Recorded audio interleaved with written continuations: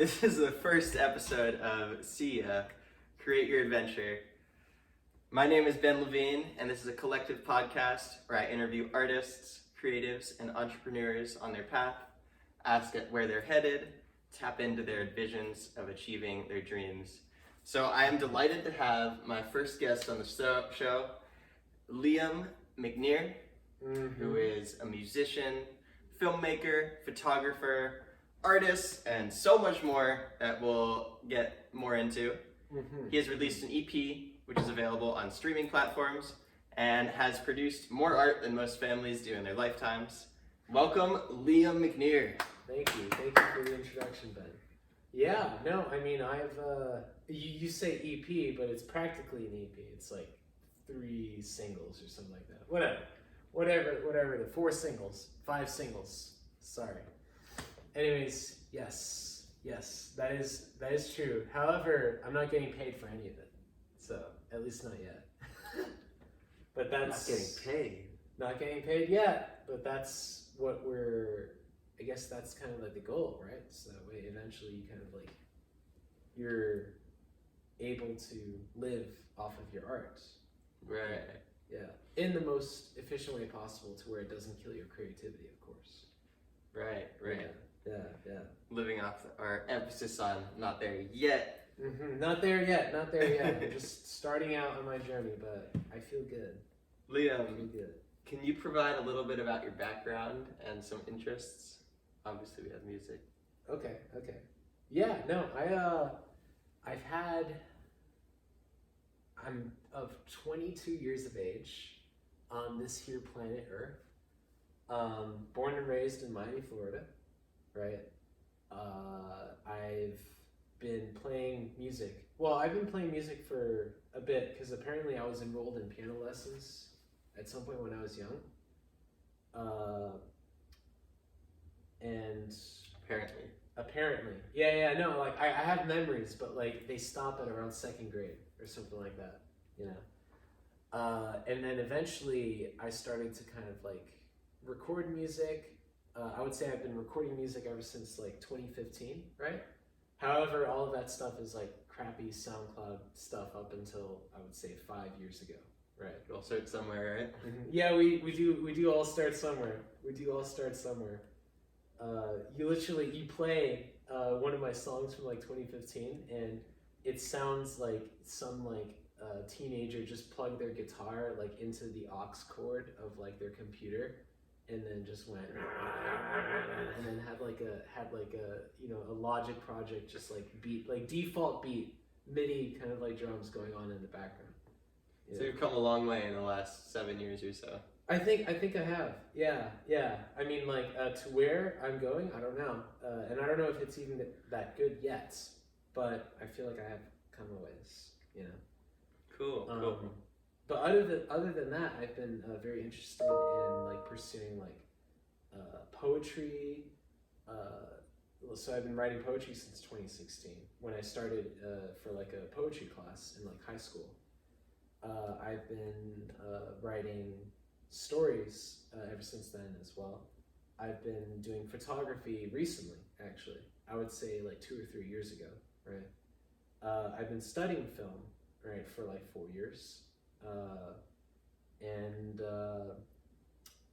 what else do I do? I also draw and stuff. This is all stuff though that really culminated within the past 5 years, right? I would say. And all these artists routes.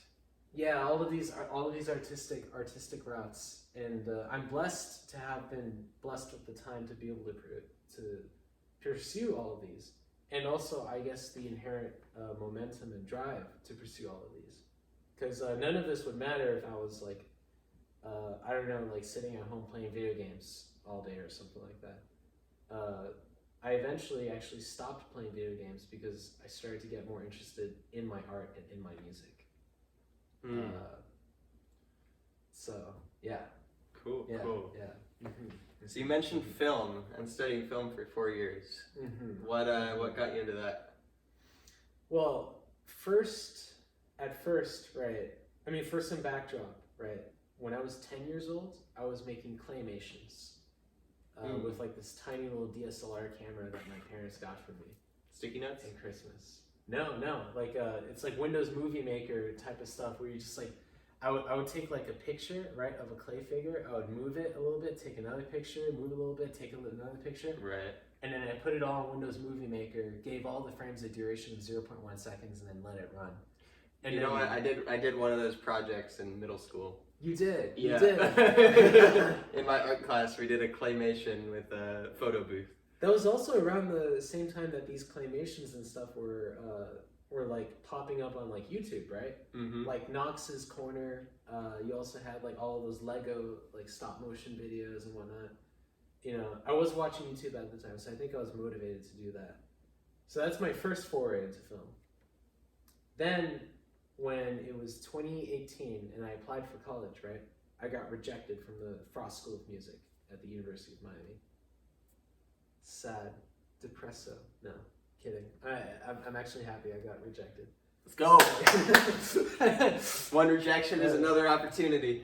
Yeah, no, it was literally that. I mean, seeing the schedules that the Frost students have, you know, I was, now looking back on it, I'm really happy.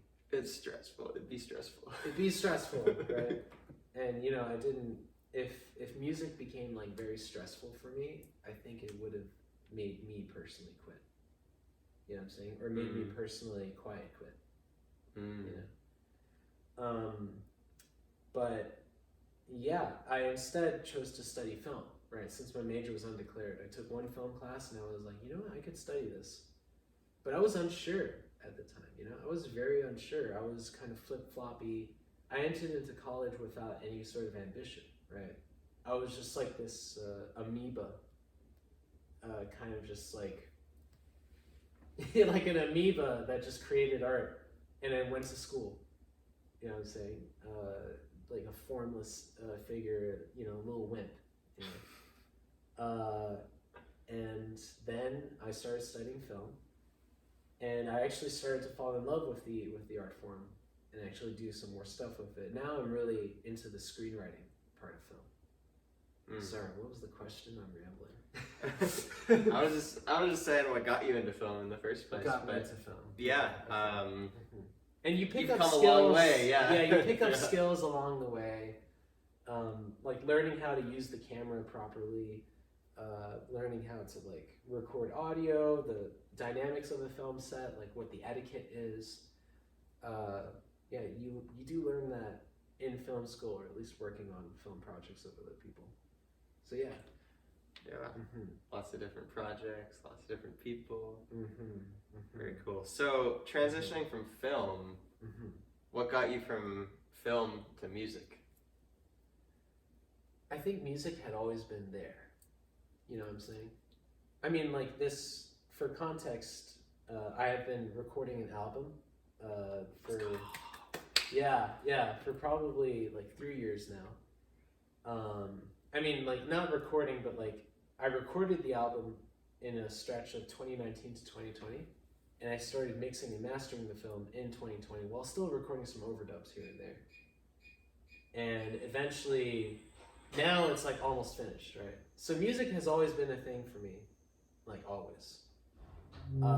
But film has always been there as well. You're referring to getting a call. What's up, Fernando? How's it going?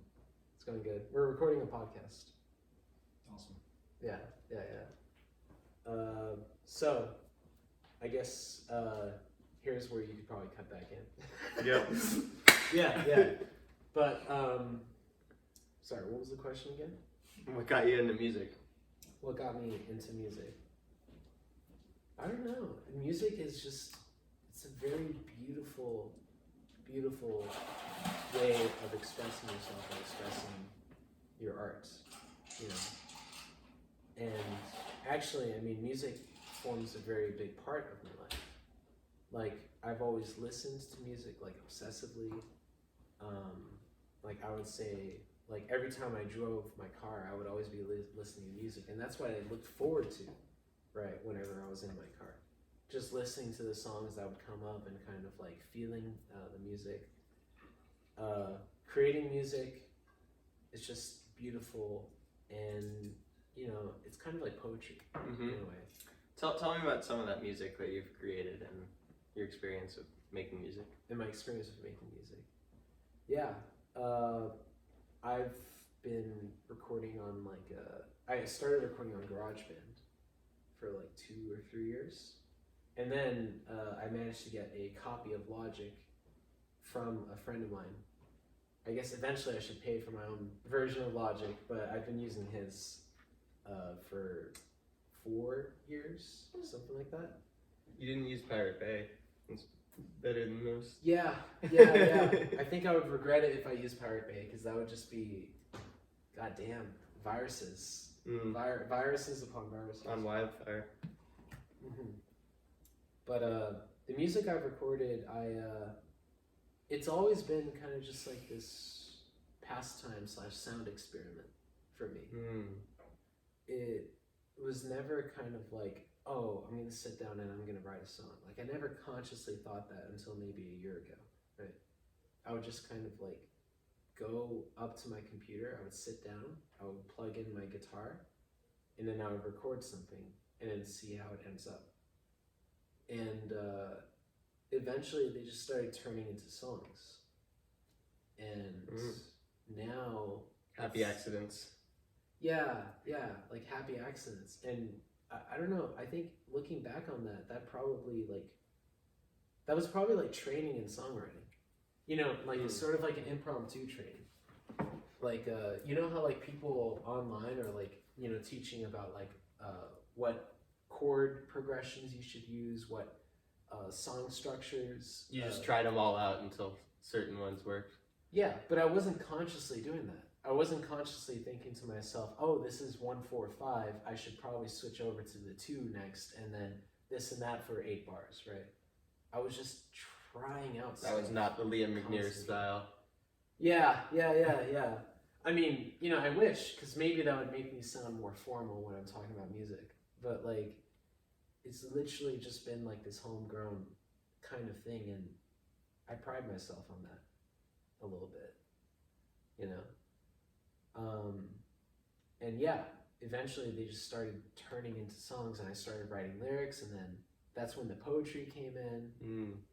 So the music came before the poetry? Or... Yeah, definitely. Cool. Definitely. Well, the music came before I ever started putting lyrics in. Right. You know, and even then... Started instrumental, then the lyrics, then the poetry. Then the poetry. Nice. Exactly. Well, yeah, that is a good order to put it, because even when I started putting some lyrics on my song, I wasn't being poetic at all. I was just like, oh, maybe I should sing a little something. Give it a little, you know, shazazz. give it a little shazazz. Like, you could really hear it on a lot of my music that the voice is just another instrument, you know? Like, to this day, I still have some songs that people will listen to and they'll be like, oh, it sounded pretty nice, but I couldn't understand what the lyrics were saying at all. And that's because I never prioritized the lyrics, you know? Now I am, because... Do you listen to Leonard Cohen at all? I do not, actually. Oh. Is someone you gotta put me on? Yeah, it's someone... If you're thinking of, like, poetry and music, oh my god, beautiful.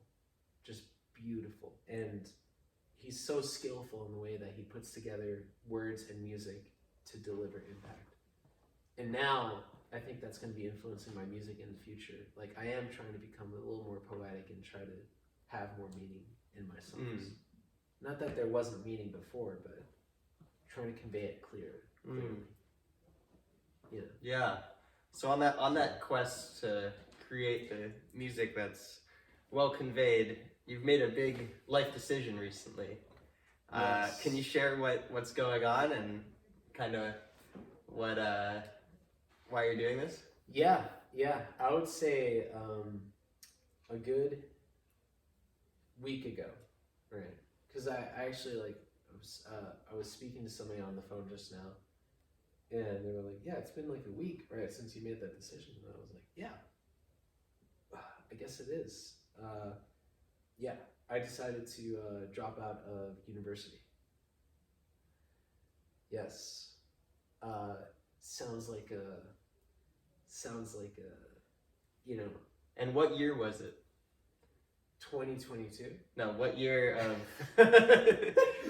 what year of school was this for you? This would have been my 5th year, starting my 5th year. Yeah, of school. Yeah, I mean, I was already late on like graduating, right? And I wasn't even sure if I would have done it within my 5th year. You know, it would have probably taken me 6 years to do it. What were you doing that took you so long? How is it 6 years, man? Dude, I mean, okay, it's like it's a confluence of several different things, right? The major is not that hard, right? Sorry. The major is hard, but it's not that big of a time commitment compared to other majors, right? It's a film major. In my freshman year, right, I changed majors a lot, right? So I took some classes that probably weren't necessary. Throughout my college experience, I was taking a lot of electives because I couldn't just stick to my required classes. I was very interested. You just wanted to learn, man. You can't do that in college. Well, yeah. I mean, like, yeah. I just Come on, you should have known better. Yeah. No, I wanted to learn a lot more. Like, you know, there's so many interesting classes outside of the film school. Outside of my music business minor, you know, like for instance, there's like this class on like medieval medicine, poetry, and theater, and how they all like relate to each other. And that's like an English / STEM kind of like class.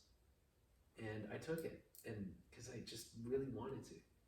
But that's not the major factor. The major factor is just that I couldn't find any motivation to actually study for the classes, or not study for the classes, but complete the assignments.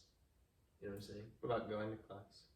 Going to class too. I couldn't find the motivation to go to class. I mean, you know, if it was a really good professor, I loved going to that class all the time. But even then, you know, good professor, good content, I feel like I'm learning in that class. All the busy work that they would assign, I just never wanted to complete any of it.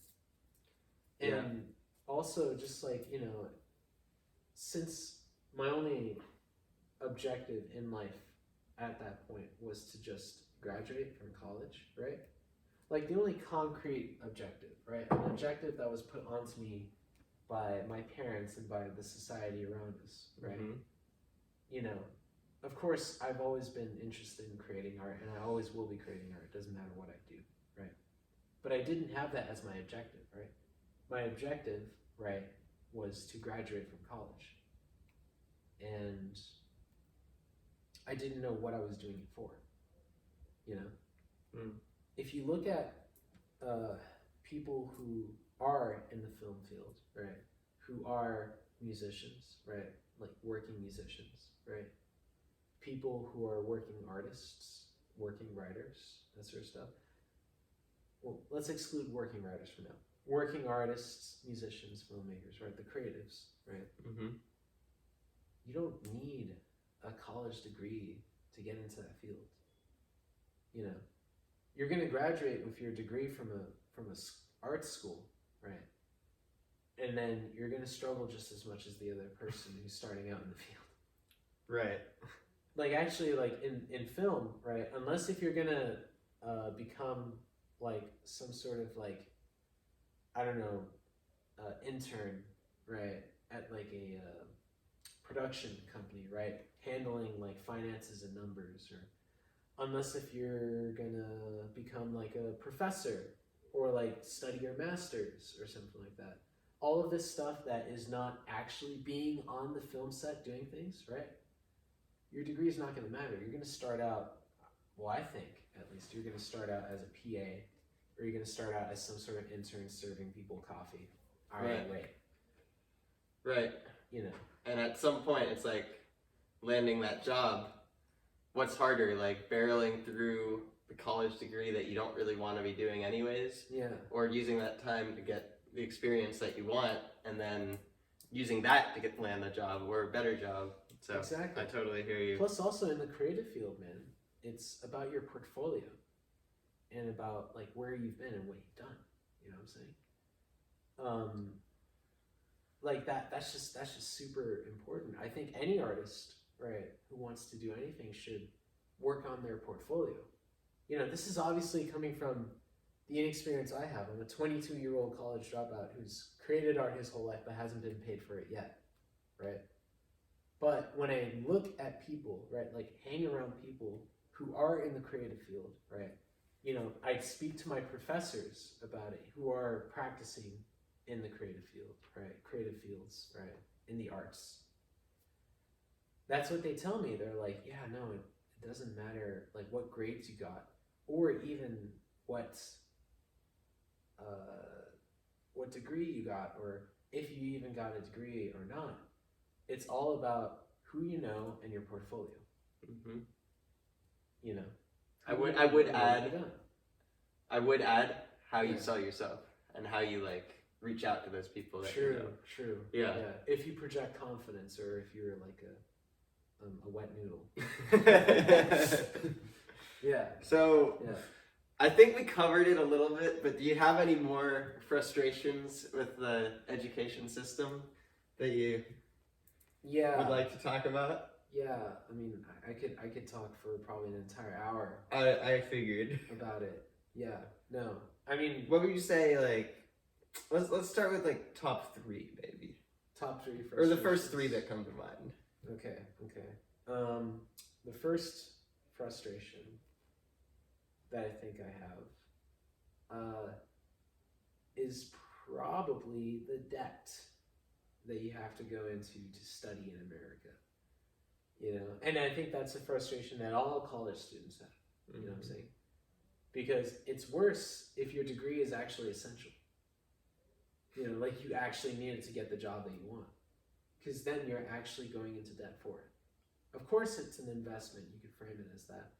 But you look at like the tuition in other countries and the tuition in the past, right, that existed. And you look at like how universities are using that money now compared to like in previous eras past. It's like education has become devalued. Right, colleges are out competing each other for who has the best campus, best amenities. And... Yeah, best amenities, this and that, and they're still not investing more in the actual education, or they're actually like loading so many requirements on professors, right, to the point where like, or they're granting the wrong people tenure. You know what I'm saying? Instead of like actually focusing on like what content is being taught, right? Right. First frustration. Second frustration would be, the fact that the entire modern education system in the United States is now framed around what employment will you get once you leave. You know? The industrial system. The industrial system.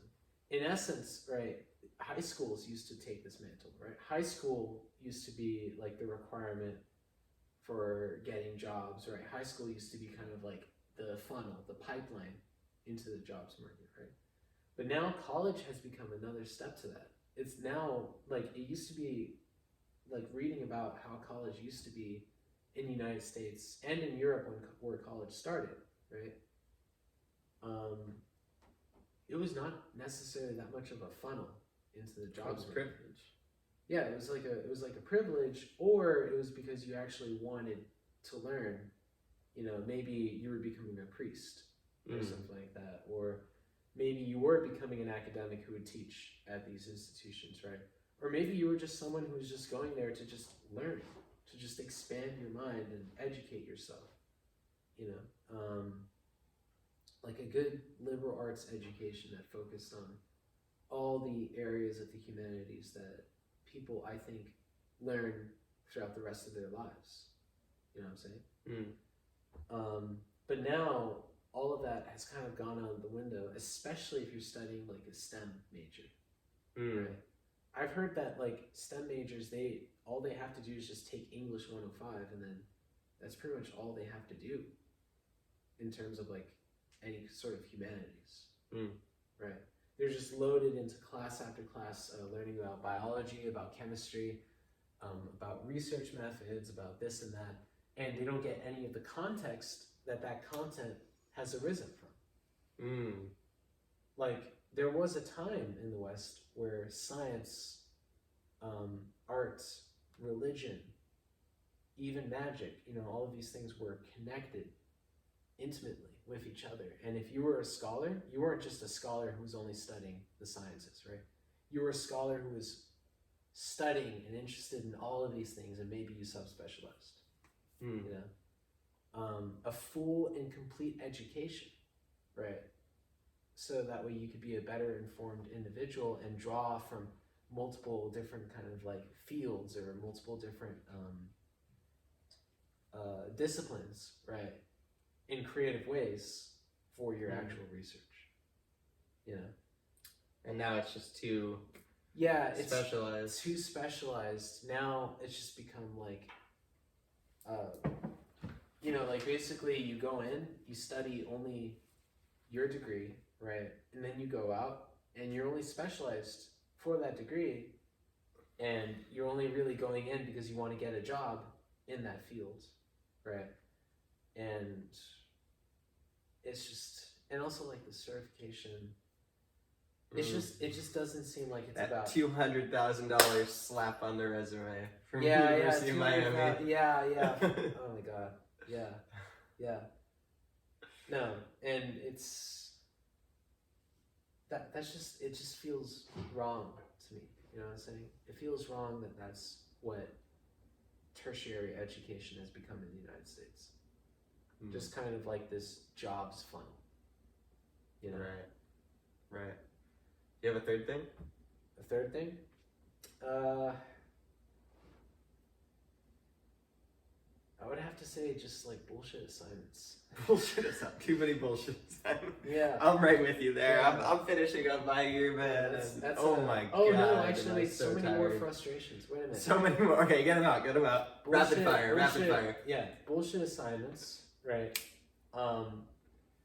Party culture and fraternities, right? Like, the music fraternity is fine. I know you're in that. At least you guys have an activity that you guys do in common, and you actually do really cool events on campus, right? My main problem is the Greek fraternities, right? Like, I freaking hate them, man. Like, what is this? Like, is this a bunch of bros like live in a house together, and then they like? I'm in another Greek fraternity. Huh? I'm in a Greek fraternity. You are? Yeah. So we got problems now. We got problems now. I lived in Lambda Chi Alpha in the house for a year. Suddenly Ben is no longer my friend. Suddenly he's a beer guzzling frat bro who I will never see. Yeah, I had to go alumni because it was just too much trying to party and hang and do music fraternity stuff. But I was there for a year. Yeah. I understand the whole deal with like people, I guess, using it for like networking, I guess, and stuff like that. And yeah, like you'll have yourself a group of friends with which you could do stuff on campus. But it's just like, I don't know, the quality of people there. Of course, there's good people in there, you know what I'm saying? But like, I'm not a big fan of the culture, man. Yeah? You know? No, I get it. And I've always felt outside of it too, like, like you're cool, right? Like you're actually like a pretty cool guy, right? But I've met some frat guys who are just like, it's literally like, have you seen this video where it's like, so where's Ukraine, right? Oh, I'm a business major. Have you seen that video? No. It's not Ukraine. It like went viral. It's like, where's South Africa or something like that? And then the girl responded with, I'm a business major. Which is dumb. I think business majors should know more about that. But like, usually it's kind of like just like the frat bro on campus who's studying business. Yeah, there's a lot of people studying business in that Greek system. That's for sure. Yeah. But not like nothing against business majors if you're learning that it is a noble pursuit. But it seems like a lot of American a lot of American college students who go to study business for some reason end up being the frat bros. You know what I'm saying? Yeah. Yeah. Especially at the University of Miami. Especially at yeah. Oh my god. All right, is that you got all your frustrations out, or is there any more you wanna vent?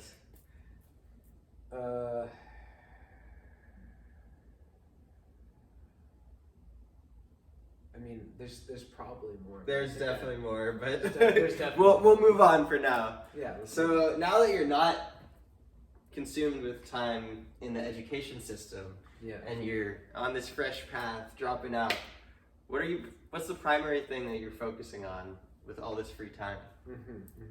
Well, for one thing, something that would have been put off for a few years, right? Like how to financially sustain myself, right?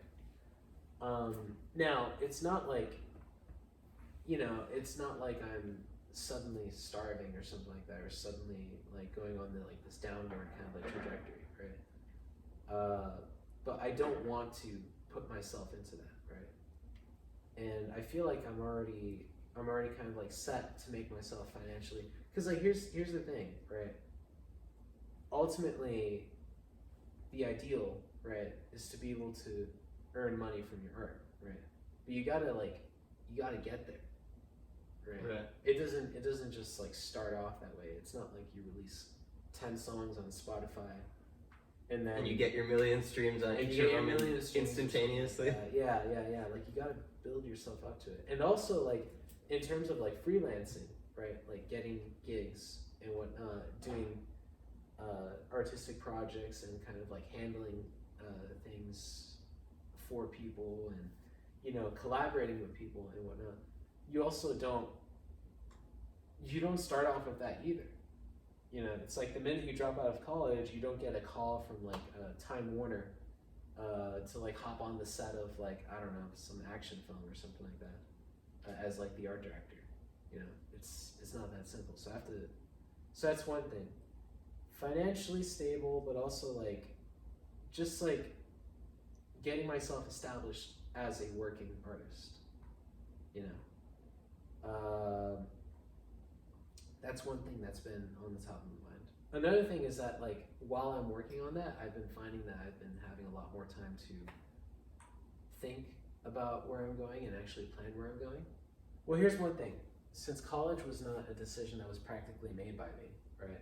You could say I was unconscious when I applied for college, right? Right. Now that it's just the next step. Yeah. Well, now that it's conscious, right, and I'm actually doing things myself, I feel like I have agency, right? And it's really empowering. Like it's extremely empowering. Like I feel like now I know if I'm struggling, right, at least I know that it was my decision.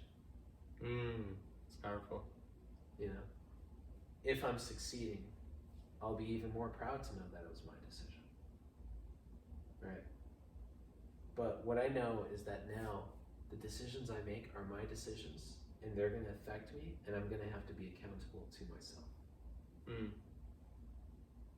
And I think the dream is not to, make a shit ton of money and then like buy a Caribbean island somewhere and then just like screw off, No. I mean that could be like that would be nice. But I don't think that's the dream. I think the dream is to actually build the self-confidence in yourself that will carry on throughout the rest of your life until your deathbed. Like until you die. When you die, right, are you going to feel an enormous sense of regrets, right? And this void within you that's just eating away at you? Or are you going to die looking back on what you've done in your life, right? Like you've created all the art that you wanted, right? You've made a name for yourself in the entertainment industry and in humanity, right? Let's forget about the industry, right? And humanity, right? Or even you've affected the lives of those close to you, you've been loving, right? While supporting yourself and being generally healthy, right? You know, you could say that you've properly lived, you know?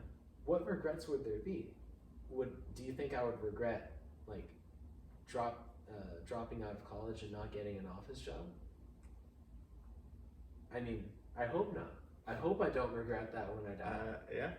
Like, if I live the artist's life for the rest of my life, right, and then I die, and I regret that, I think that would be very surprising, you know, Yeah. if I actually did regret that, because this is truly what I want to do, and this is truly what I've always been doing, regardless of what else I've been doing. I've always been creating, and I know that I always will be, no matter what I do. So I'd rather make the most of it, Right. than Yeah. to put it off. What's one thing you're creating more of in your life right now? Photography. Mm. Oh my god. The past month, my computer has been loaded up with like 10,000 photos. 10,000 that you've taken this last month? 10,000 I've taken in this last month. This includes the photo shoot with you and Monica, right? This includes all of the photos I've been He's taking. the plug, by the way. Hire him for photos. Yes, please. Please. I'm learning more and more every day. What's it called? It's the photos of you and Monica, the photos of my roommates. Like, I've been obsessively taking photos of interesting scenes and situations that happen here. I've been taking photos of nature. I've been taking photos of individual people, like Makobe dancing, right? Like, I started taking photos of him and showing him, and then he was like, "Ooh, do more!" And then, like, I took more, and it was an awesome photo shoot. I'm doing this thing with with Matt. Actually, he's a roommate of mine, where I paint his body, and then I photograph him painted. Right. Sounds trippy. Yeah, it is kind of trippy. So you're like, I'm gonna paint you. All right, here's a photo. Take a shower. I'm gonna paint you again. yeah. And he's more than willing to do it because we're exploring what it means to be fashionable and to put on clothes, but through paint. But also, it's like an opportunity to photograph him, and I don't know, photographs. I've been creating a lot more of that recently. You know. Nice. I find, and this is probably true of any multidisciplinary creative, right? Which I think all creatives are usually multidisciplinary, you know, is that you jump in between different mediums, you know. Of course, while I'm doing my photography, I'll probably write a poem here and there, right? Or maybe a song here and there. But I find that I'll be creating only songs for like months. Then I'll be creating only poetry for months. Then I'll be creating scripts for like an entire month. And then I'll be creating photography for like a month. You know, it's like, it comes and goes, and like you veer into something and then you veer out of it, but then you're doing something else, and then you veer out of it and you're doing something else, and and in a way it keeps it kind of fresh, you know. And I think going forward in planning a freelance sort of creative existence, right? Especially not just for me, but maybe for your projects, maybe for the audience's projects, right? Right. Not just for your freedom, but being able to provide that service to whoever you want. You feel like you can do it best, right? Not who your employer. Well, not necessarily. I mean, yes, but like I guess the point I'm trying to get to is that you got to have that downtime in between releases or in between projects or where you're doing something else. A healthy rest, or something else. Yeah. No, it is even active rest. Yeah. Yeah, it is kind of like a healthy rest. And I think if you're gonna do the freelance existence, you have to plan it so that way, once you earn your money, right, from a project, right, it can carry you over until you earn some more. Yep. You know Yep. what I'm saying? So I've been budgeting like crazy. Budgeting like crazy. Yeah. Yeah. So Liam, what does being an entrepreneur mean to you? Right now, it's a very hazy, foggy concept because honestly, I don't know much about it. I mean, I'm very new to the. I just dropped out. I just thought about, you know. I mean, I've always at some point thought to myself in my life, oh, maybe I should become an entrepreneur or my own kind of like boss, right?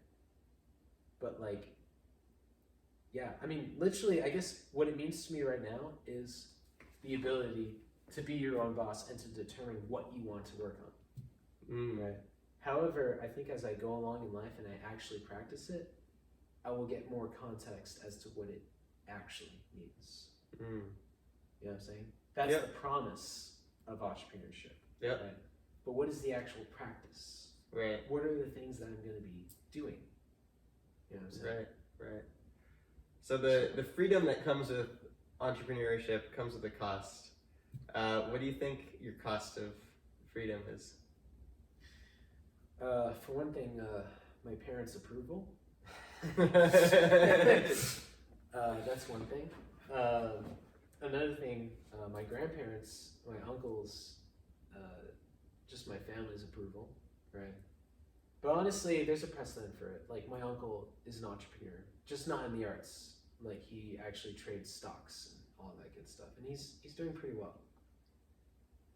Or no, wait, I don't know if he trades stocks. He just does business. He does business stuff. You know what I'm saying? I don't know exactly what He's he does. in the money game. He's for the money. He's a consultant. He does investing. He helps businesses Grow or do their thing. Yeah. So it's not unprecedented. It's not like there's no entrepreneurs in the family. But I'll be the first creative entrepreneur. Another heavy cost of this, right, would be stability. I mean, that's a truth. You know, the minute you don't have a stable paycheck, right? The minute you don't have a stable,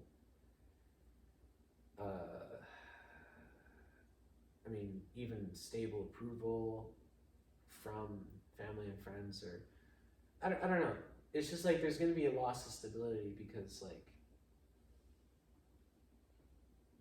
I mean, not that I can't make stability, right? But I think the general consensus, right, from my view of the experience, right, the general consensus on entrepreneurship is that you're going to have to work harder and that you're going to have to work for yourself. Yeah. Especially at the beginning, right, when you have nothing, with the working harder. Yeah. Like, yeah. I guess especially at the beginning, maybe for the rest of the time, you know. But I think that's going to be more justified work. You know what I'm saying? Like, justified to me, because busting my ass to study in college and graduate within 4 years, right? That wasn't justified to me because I didn't know what I was doing it for. Right. You know? And in a way, that's the harder work, is doing the work that you don't care about, that is a grind, that is repetitive, thoughtless. Maybe that's the case, you know? Maybe sometimes the harder work is the easier work. Yeah, maybe the work I do, right, in the future will be much easier because I'm motivated for it. Or maybe it won't. Either way, I will be motivated for it, and I will have something that I can look back on and feel proud of.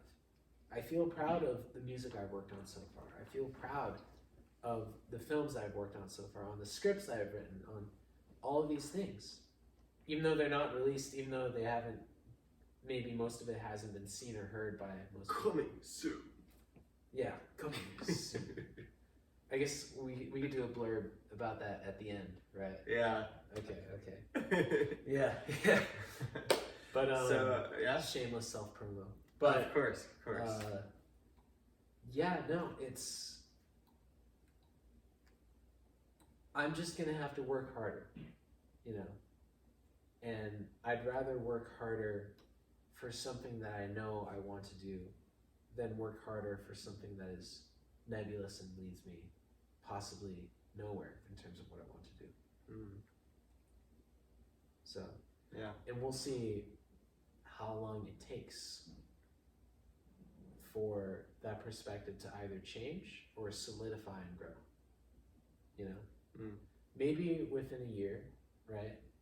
Maybe I'm absolutely broke, not able to function, scatterbrained as can be, and thinking of going back to college. But most likely, and I really hope, no, I don't hope, I'm gonna do it, right? That doesn't happen, that instead I'm actually working towards my goals and that I'm actually getting somewhere, you know? And even if I'm not getting somewhere, right, will I really fall in that moment? Like fall back on it? No, I don't want to fall back. I want to feel the consequences. I really want to deal with the consequences. Fall back 7 times, get up 8, right? Yeah, exactly. And that's another thing. And in every fall, there's a life lesson right there, you know, a new way to go at it.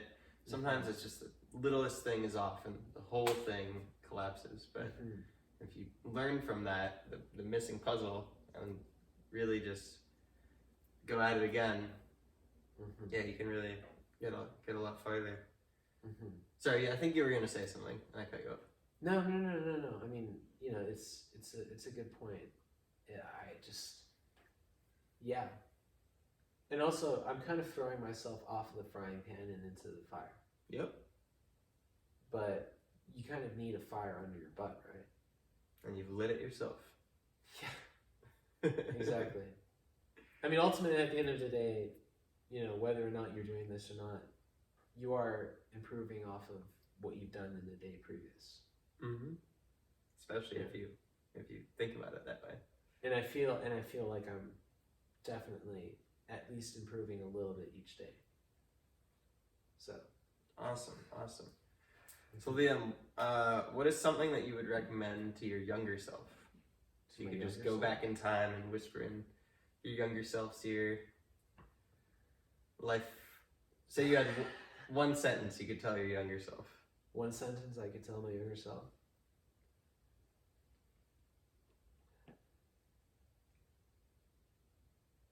There's no use in being afraid. Or no, but even better, there's no use in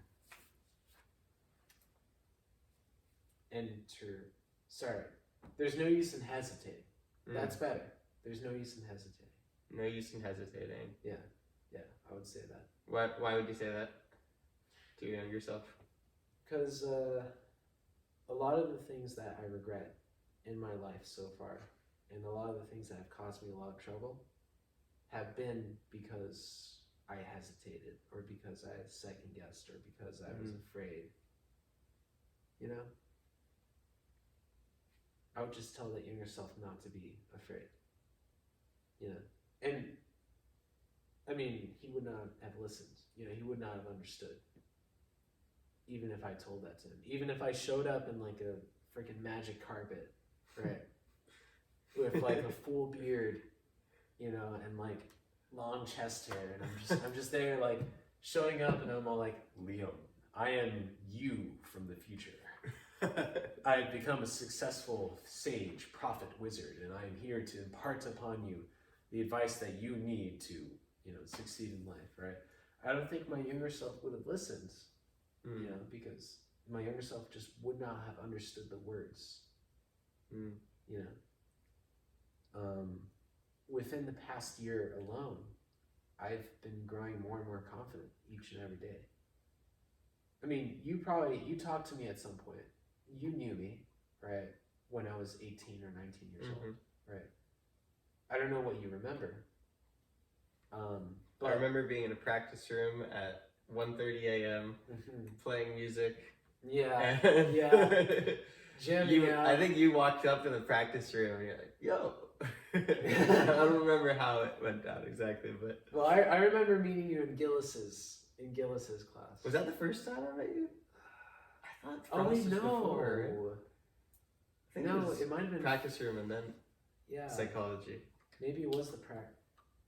I don't know. I don't know. It's been so long. It's a blur. It's been 4 years. It has been 4 years. Oh shit. Okay. Yeah. I don't remember.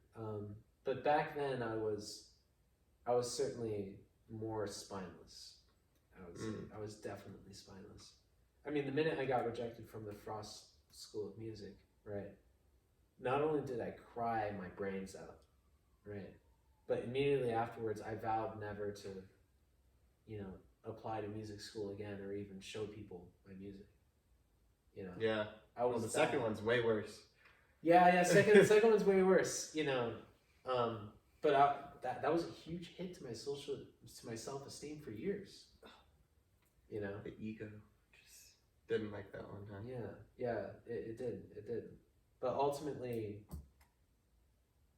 for the past year or 2 years, right, since I've been jamming with people, since I've been talking to people more, and since I've been kind of like, trying to, it's a huge process. I mean, it's the whole goal of therapy, right, to, build up your self-esteem. Right. It's a big part of it, yeah.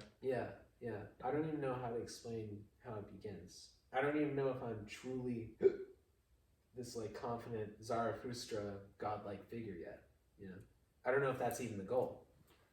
But I just know that I have a lot more self-esteem now, right? To say I'm gonna drop out of school, go on my own path, and mean it. And I'm happy about that. Liam Mcneer taking life by the horns and just going. Yeah, hopefully. I should stop saying that too. I keep saying hopefully. Like as if it's never destined. When in reality, if you work towards it, something's gonna be done. Those thoughts are those thoughts are pretty powerful too, man. Yeah. It really manifests. So, all right, we're gonna go with some quicker questions. Okay. So Hopefully quicker answers. I'm sorry, I'm always so long-winded. no, man, this is your podcast. This is your space to share as much as you want to share. This is your podcast. I know. I'm. Well, guest, you're the guest but, on my podcast. Yeah, the guest on your podcast. There you go. There we go. All right. I mean, thank you for interviewing me. This is awesome. And also, Having a great time. you're doing well for the first podcast. Thank you. Good listener, good questions. Go on ahead. Thank you, Liam. Thank you. All right. What is your favorite song? It's a tough question for a musician. Jesus Christ. What's your favorite film? What's your favorite book? What's your favorite piece of art, dude? That's very tough. Oh my god. Add to the curveball. Yeah, I know. It's a huge curveball. Well, because people often expect you to have like this favorite thing of all time that you always return to. When in reality, a lot of the times it's just what art I like in the moment. A lot. What are you feeling? So my favorite song right now is basically called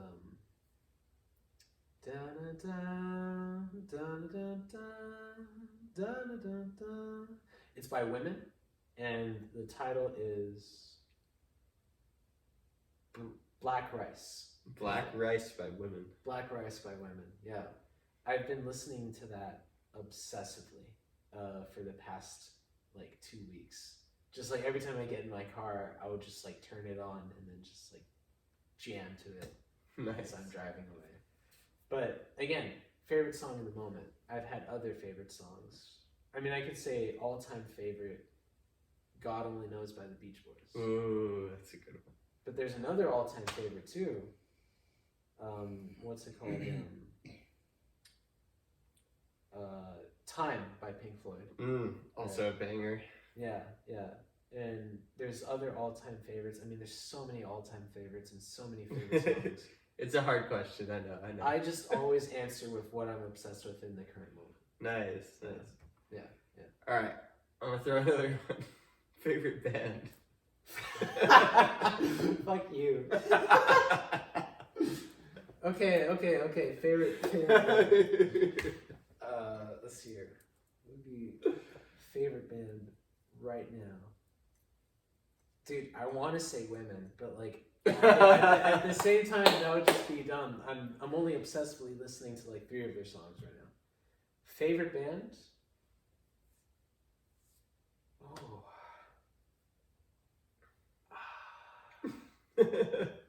Dude, it's either like Leonard Cohen, Brainiac, or Jefferson Airplane. It's either one of those 3. Okay. All right, so you got a top 3. Yeah. Cool. Yeah. All right, coffee or tea? If you had to pick one. It's tough because I like both of them. I know right now I'm drinking some tea, but it would have to be coffee. I love myself a good espresso. Man can't go without his coffee. Yeah. I mean, growing up in Miami, Florida, you're basically put onto it from the age of like 10. Your mother. Café cubano. Yeah, your mother gives you like a little shot, and then she's all like, aquí, espresso. No espresso, but like café. So yeah. Or no, not your mother. Sorry, abuela. Whatever. Good. Yeah. Awesome. Well, do you have anything else you'd want to share on this podcast? Or? I'm not sure. I guess I could share what's currently driving me right now. Go for it. Just the fact that I have to do it. That Nike. Got that giant check. Yeah, just no. Like action. You know what I'm saying? Action means a lot more than words, right? Action speaks a lot more than what's printed. Action speaks a lot more than, even your own thoughts, right? And that's basically what's motivating right now. Like, I just want to take action because I could tell people all that I want, right? But until I actually show them something, not that I don't have anything to show, but like, I want to go to the next step. You know what I'm saying? I don't just want to be like the guy who shows like the album that he made, the scripts that he wrote, this and that, and be like, look at all this stuff I created, right? I want my actions to speak louder. Like, have I been on the set of a feature film, right? Have I played the content from that album on tour across the state of Florida, for example, right? Have I, hosted an exhibition of my photography, right? I want those actions to speak louder. And not just those actions. We've talked about art and being an artist and creative throughout the length of this podcast, but also just being a good human being. I want to be there for my family and, be there with them and love them and, and spend quality time with them. I want to be there with my friends and spend quality time with them, cultivate relationships, and just live a more meaningful existence. So, Yeah. It's overly self-indulgent. I know you're interviewing me, Yeah. but this feels so indulgent. Well, hey man, sometimes we have to be indulgent, even if, especially when the greater goal is being in a service for others. Like, if you don't have that time to hone in and craft your craft, what are you going to provide, right? Yeah, so that's true. Well, also, it's more than just improving your craft as well. It's improving yourself as a person. Yeah. Because ultimately, the craft is not going to matter if you're like, I don't know, disorganized, messy, loopy, probably even the mean person or this or that or whatever. Like all of these negative attributes that just wouldn't help you in the long run. Right. There's a sense of refinement. Yeah, sense of refinement. Like the inner work of the entrepreneur, essentially. Very cool. All right, Liam, where can people find you? Shameless plug. Okay, so I created a website recently, mcneeson.com. That's mcneeson.com. It looks like crap right now because I'm pretty new to coding HTML, and I used some default things to kind of like construct it, but it'll be way better as I continue working on it. Maybe by the time you're listening to this podcast, it's decked out. Yeah. Maybe by the time you listen to this podcast, it's decked out, right? If you want to find my music, right, on Spotify, right, I'm releasing it under Sunsets. That's one word. SUBSUNSETS. And I don't know if I'm going to change that. Maybe I'll change it to Mcneer. So that way I standardize everything. I don't know. I like the name, but maybe it has to go. But either way, on mcneeson.com, you'll at least know, right, what the new name is, I guess. Like, I'll have my music on there. But yeah, I have my music on Spotify, on Apple Music, on Bandcamp. So if you want to check that out. And I have an Instagram account. That's Mcneeson. So yeah. All right. Any other socials? Any other socials? You got a lot out there, so. I think I have like some poetry account from like years ago. All right, you can find his poetry account on other accounts. Yeah. I mean, Thank you. I'll make the website the starting off point from where you can go. You know what I'm saying? If you want to find other stuff. Not that I'm going to use that other stuff. Maybe I might, but whatever. Mcneeson.com. There we go. All right, thank you, Liam, for joining this podcast. Absolutely. Formal handshake with my homie. And hey, yeah, that's a wrap. Homie's got to have a formal handshake sometime soon. Exactly. That's a wrap. All right, that's a wrap.